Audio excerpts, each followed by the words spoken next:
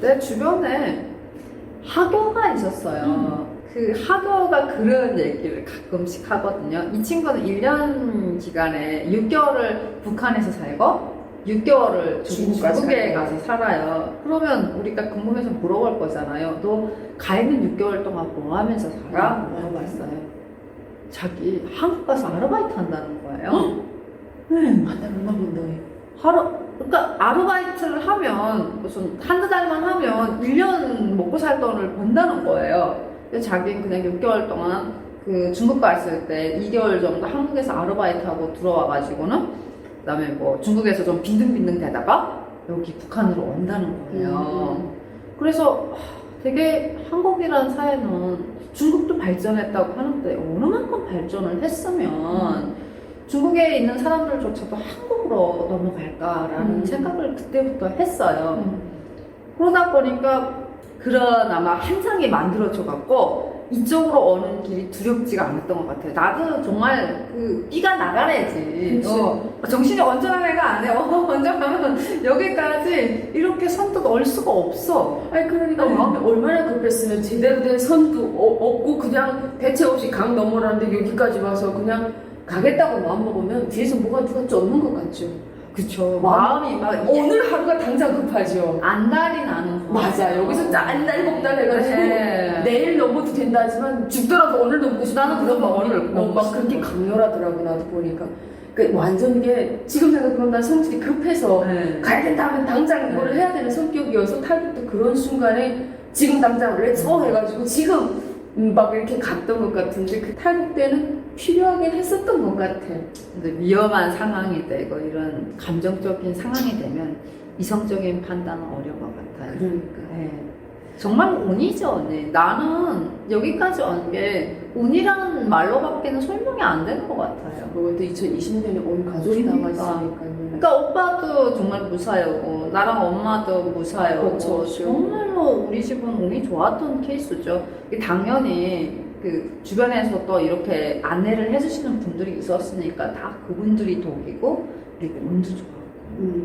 화교가 그냥 알바만 한다고 이러니까 그냥 거기서 그쳐서 부럽구나 여기서 그냥 끝났나요? 그 이외에 또 뭐 해준 이야기 있나요? 한국 가면 어떻다고. 북한 사람들 외부를 모르고는 솔직한 말로 무지렁이잖아요. 그쵸. 그러면 화교들이나 중국 갔다 온 사람들은 좌판 깔고 앉아 술 마시면서도 꼭 그러잖아요. 자기 어떻게 살았고 누구도 그 세계를 모르는데 그러니까. 한 명 내만 그거 안다면 적극적으로 설명해주는 그런 분위기가 있잖아요. 북한은. 그러니까 저희 오빠 2008년에 베이징에 갔었다고 했잖아요. 근데 그때 물어봤을 당시가 2016년인가 17년 경이었던 것 같아요. 근데 어쨌든 10년이 흘렀잖아요. 10년이면 강산이 변한다는데 북한도 2008년부터 2018년까지 굉장히 많은 변화가 있었단 말이에요. 근데 중국은 하물며 어떻겠어요? 훨씬 더 많이. 네, 그치. 그니까 야, 엄청 많이 바뀌었어요. 엄청 많이 바뀌었어요. 그래서 그러는 거예요. 그 상상이 안 되는 거죠. 우리 오빠도 한번 경험을 해봤다고 하지만. 그리고 한국에 대해서 얘기를 하는데 자기는 단지 아르바이트였다는 거예요. 식당에서 서빙한 아르바이트였을 뿐인데 엄청나게 많은 돈을 벌었다 이러면서 자랑을 하는데 막 부러운 거예요. 우리는 정말로 열심히 나름 공부하고 열심히 일해도 나라에서 100불도 안 주잖아요. 그래서 뭐 스스로 진짜 자력갱생을 해가지고 먹고 사는 문제를 걱정해야 되는데 그리고 먹고 살기 가만히 놔둬요. 우리 시간을 우리가 사는 꼴이잖아요. 우리는 그렇죠. 직업이 2개잖아요. 그러므로 해가지고 우리가 온전히 우리 시간을 사기 위해서는 입금이라는 거를 내야 돼요. 그러니까 그런 불합리한 세상 속에서 살아가는데 얘네는 뭐 먹고 싶으면 먹고 놀고 싶으면 놀고 그러다가 몇 번 알바를 하면 몇천 불이 생긴대. 이러니까 이게 완전히 이 사회가 서로 천국과 지옥처럼 느껴지는 거예요. 그 얘기를 그렇게 월급까지 신통하게 들었으면 그럴 법도 하겠다. 그쵸. 뭐 너처럼 가이드하고 너처럼 중국어가 되면 중국이 아니라 한국에 가면 너 어느 하는 돈 버는 줄 아니? 그 돈 버는데 항상 그렇게 꽂히더라고 나도. 뭐 본다고? 뭐라고? 그러니까 그래서 중국 사람들이 그 가이드들에게 항상 설명을 하고 이럴 때는 한 달 월급 얼마 버는데 한국은 얼마 번다 이렇게 딱 비교를 해서 설명을 하니까 그게 어떤 설득의 포인트가 아니었나라는 생각을 해요. 난 그래서 한국들이 굉장히 부러웠어요. 우리 엄마 세대들은 그런 얘기를 하거든요. 그때 넘어왔던 학교들은 중국이 문화대혁명을 거치면서 너무 가난해서 먹고 살기 위해서 북한으로 넘어왔다 이렇게 얘기를 그쵸, 했었거든요. 근데 우리가 봤던 학교들은 그런 모습이 아니었잖아요. 그래서 나는 정말 그 바깥의 세상을 경험하고 싶어가지고 학교한테 시집까지 왔다니까요. 정말 그런 마음이 있었어요, 난. 네. 그 가겠다고 보내주나요, 뭐? 가기 어렵잖아요. 학교들은 또 학교들끼리 중국 가서 뭐 하지? 그쵸. 북한 사람 안 데려가잖아요. 근데 그쵸. 그거는 다 북한에서 사는 여자들이 웬만히 꿈이에요. 아니, 나라가 가난하면 외국에라도 시집 보내서 뭐 친정을 먹고 살릴 수 있는 뭐 베트남이나 이런 나라처럼 뭘 어떻게 하거나 뭔가 여자들이라도 나갈 수 있게끔 자유를 줘야 되는데 북한에서 항상 하는 이야기가 외국 사람들에게도 우리는 단일 민족이라고 너네처럼 혼탕되고 짬뽕된 민족이 아니라 우리는 딱 조선 사람과 조선 사람끼리 결혼해서 조선 사람을 낳는다고. 근데 난 그때 그게 자랑이라고 북한이 얘기해요. 네. 그게 무슨 그렇게 자랑일까? 순혈인 건 좋아?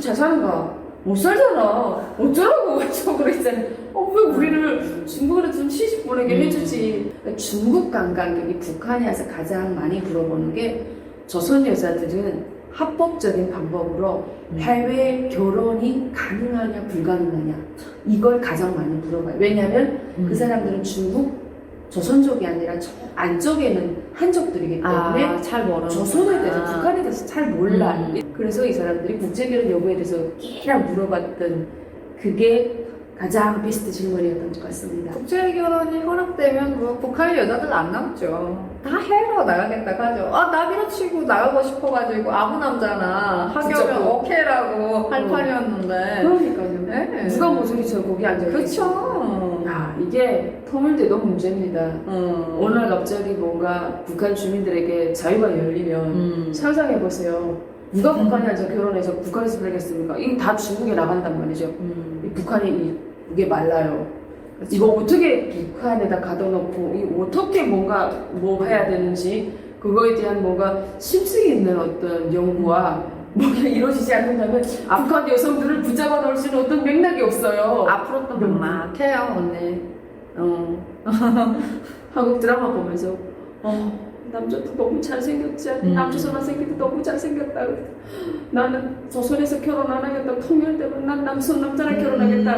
북한에서 늘 제창하는 말이 우리는 무조건 한민족이기 때문에 통일해야 된다. 이거를 말하고 있잖아요. 그러니까 우리 이런 말을 했어요. 통일된 이후 남자랑 같이 결혼하겠다. 그러면 옆에서 여자들이 줄렁줄렁 한다가 아유 씨 개꿈꾸라 니 뒤지기 전에 통일이라는 건 없다 막 그러잖아. 그러니까 진짜 안 될까?